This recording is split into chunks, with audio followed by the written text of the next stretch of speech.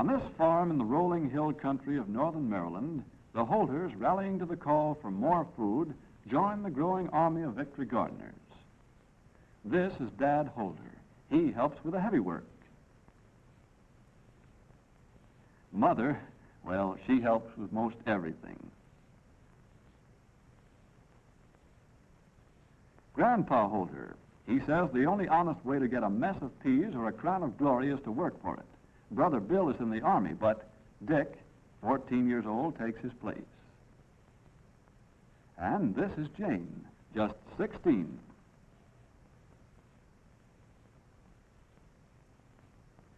Grandpa and Dad always kept garden plans in their heads, but Victory garden plans should be on paper. So, with the advice of the county home demonstration agent, they will study state and federal bulletins, which have been written to serve as guides in Victory gardens.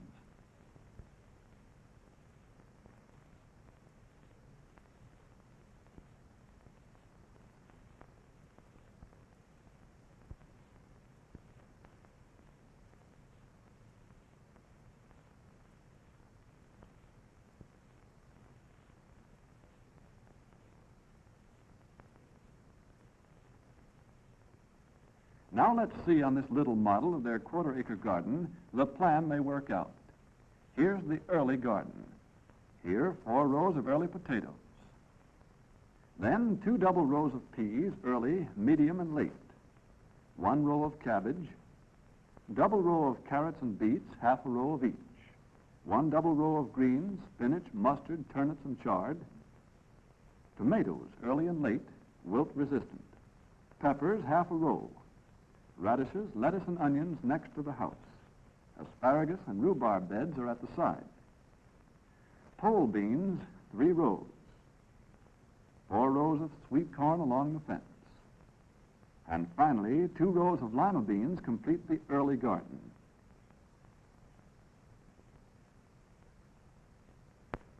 Now for the late garden. After each of the early crops is harvested, a planting of another crop is to be made so as to have a succession.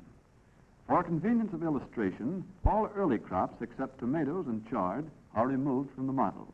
Here are the later crops. 4 rows of U.S. number 5 refugee beans, 2 rows of squash along the fence, 3 rows of late potatoes, late cabbage, carrots and beets, half double row of each, 3 rows of turnips, a row of spinach, kale and collards, half a row of each complete the late garden. Here they have a garden plan that will serve the family need this year. In succeeding years, they will want to rotate crops within the plot. Now for the real garden.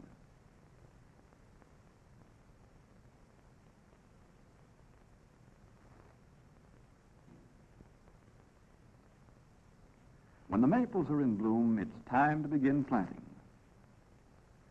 When the moisture is just right, the soil won't ball or be sticky.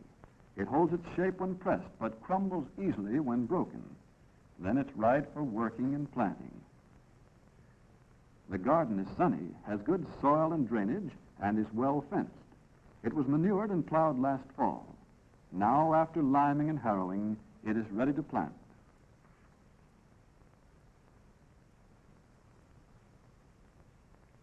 Grandpa knows how to cut seed potatoes.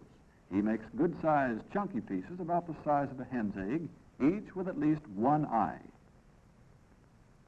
Certified seed gives best results. Look for the blue tag. Potato rows are 3 feet apart, 4 inches deep. A complete commercial fertilizer like 5-10-5 is spread in the furrow and mixed with the soil before planting. The seed is dropped 1 piece to a hill, evenly spaced about 1 foot apart. Covering may be done with plow or with hoe.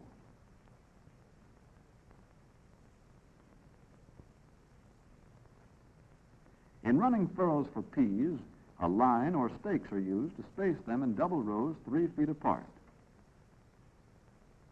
Treatment of peas and other vegetable seed with dust disinfectant helps to prevent seed rot and blights. A level teaspoonful of powder to 4 pounds of seed, well mixed until each seed is coated.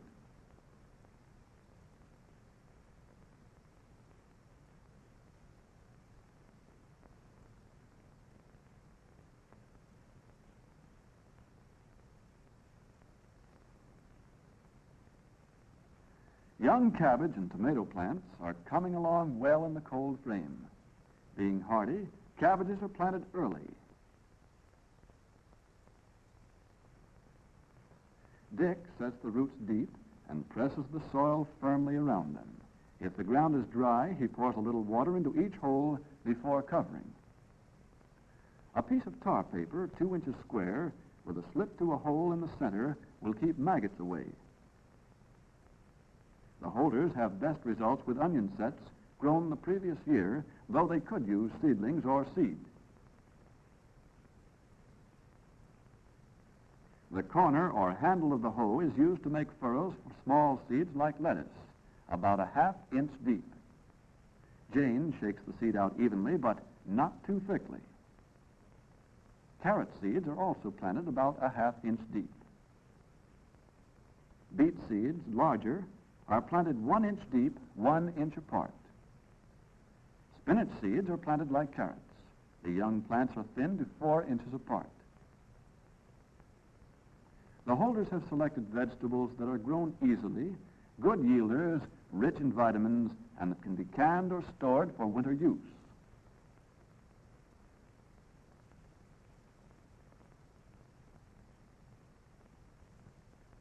Plum trees are in bloom. Time to plant sweet corn.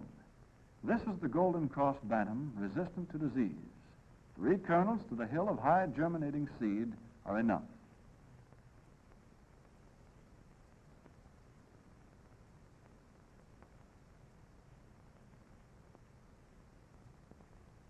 Almost summer now, and the garden is coming along. A garden that will furnish plenty of nutritious, vitamin-packed vegetables for the family table.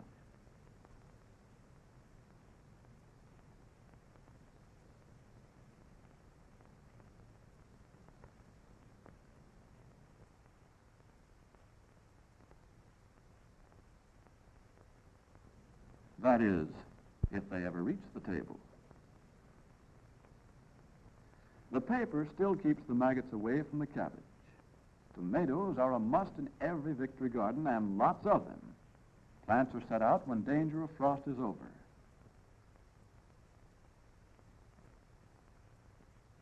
They are protected from cutworms by paper collars, fastened at the top with a paper clip or a pin.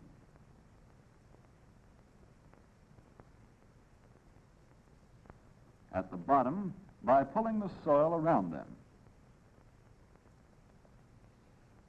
A few peppers are desirable. The holders started these hot weather plants 7 weeks ago in the kitchen window.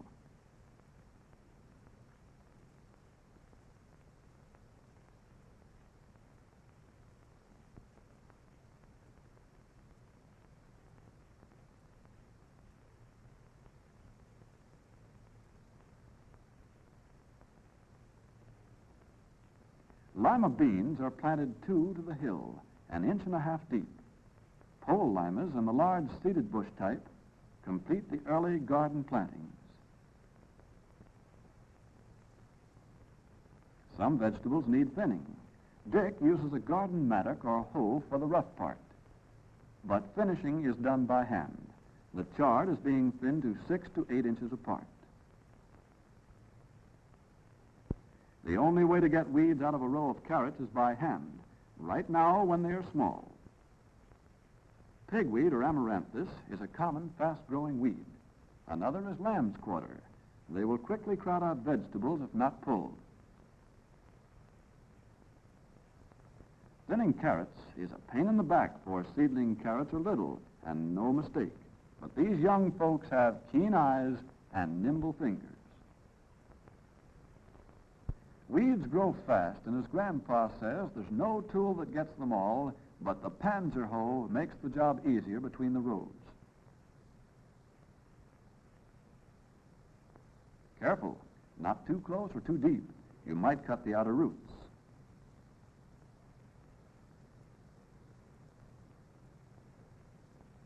A horse cultivator may do the job much faster.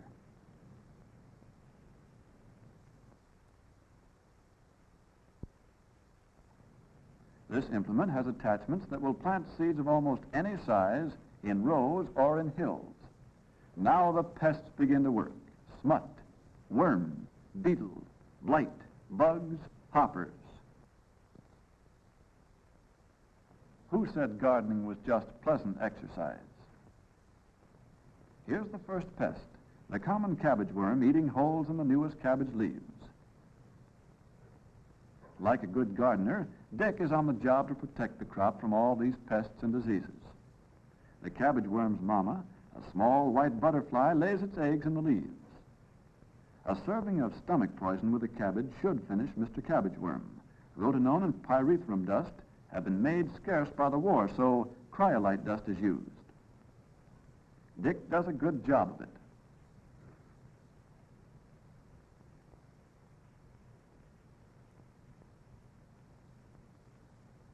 This cabbage is sick with the yellows or wilt. Once the fungus that causes wilt gets into the soil, it takes years to get rid of it.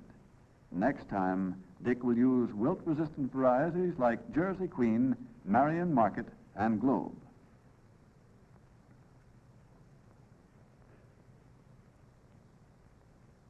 The easy way to control insects and diseases is to attack them before they become too numerous. Flea beetles eat holes in potato leaves. Bordeaux mixture and calcium arsenate combined is the remedy for insects and leaf diseases of potatoes.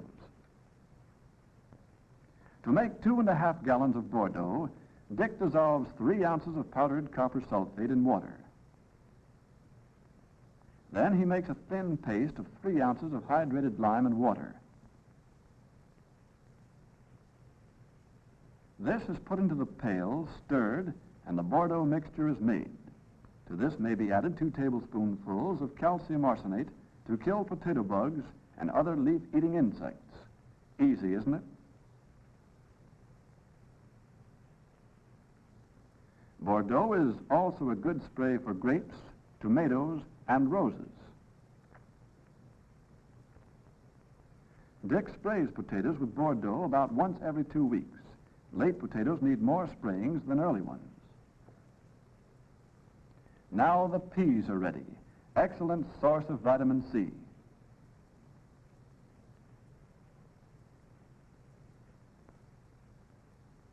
Cabbage, too, is ready to eat. Another excellent source of vitamin C, especially raw. It should be grown in every Victory garden. A solid 4-pound head, good for kraut or for storing. Cabbage is available in the garden over a long period.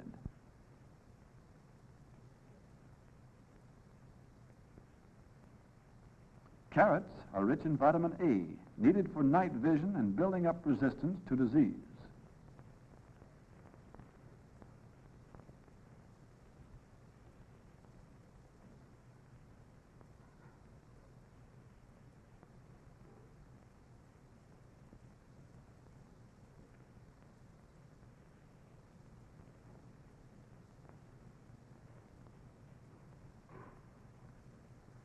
Luscious raspberries are ripening. Such delicious small fruits should be in every Victory garden. Uh-oh, those pesky bugs again.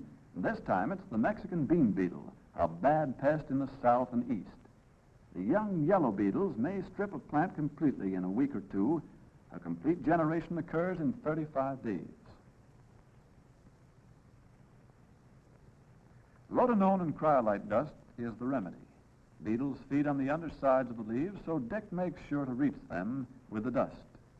One of the common causes of failure of lima and green and wax snap beans is bacterial blight. Leaves are blighted, pods and seeds are spotted. This disease is carried with the seed. Western-grown seed from reliable firms is recommended.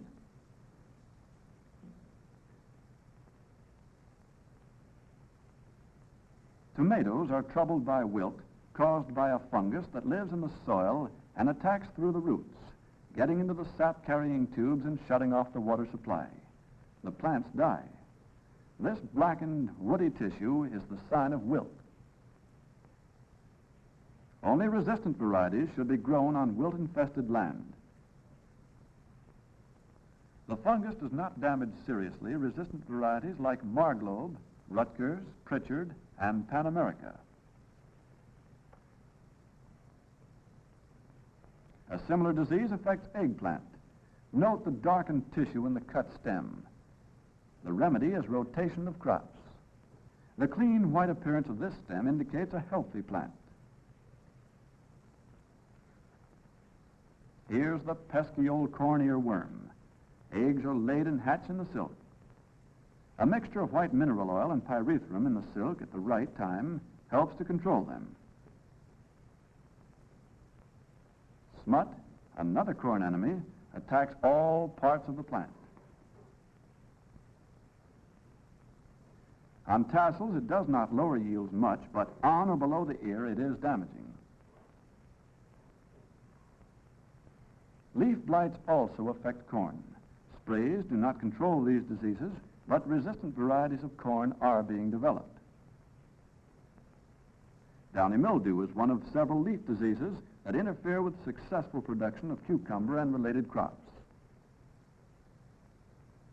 Another is anthracnose. It affects both the leaves and the fruit. It spots and blights watermelons and muskmelons, decreasing yields and reducing quality of fruit.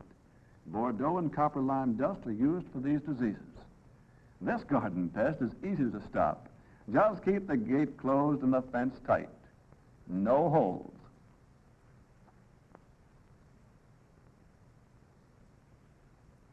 Zinnias are in bloom.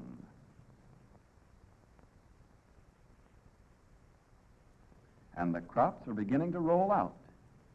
The last of the early Irish cobblers.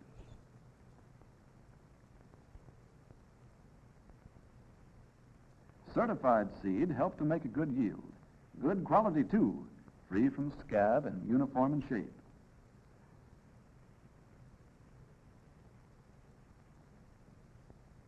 Much of the nutritional value of beets is in the tops, so it's wise to use them young when the tops are edible.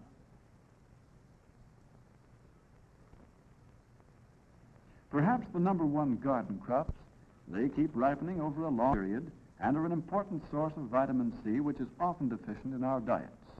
When properly cooked or canned, there is not much loss of this vitamin. Tomatoes are easily canned. 1 bushel will fill 12-quart jars. At least 20 quarts per person should be put up.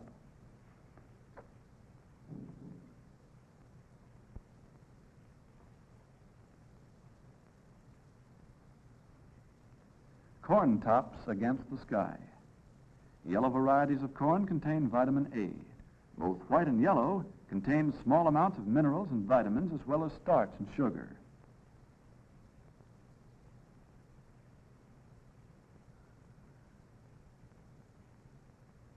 Green peppers, rich in vitamins C and A.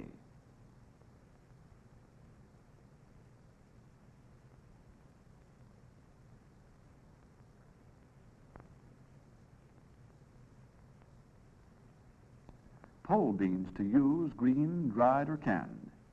And Swiss chard. Chard can be used throughout the summer. The Holder garden has plenty of such green leafy vegetables, turnip greens, mustard greens, spinach and collards, all fine for fall and winter use. And that just about covers the Holder Victory Garden. Just one of thousands of such farm gardens. Just a sample that you can match in most any community in America. Each a health insurance policy, a dooryard savings bank. Each a vitamin mine from which you can take stuff more precious than silver or gold.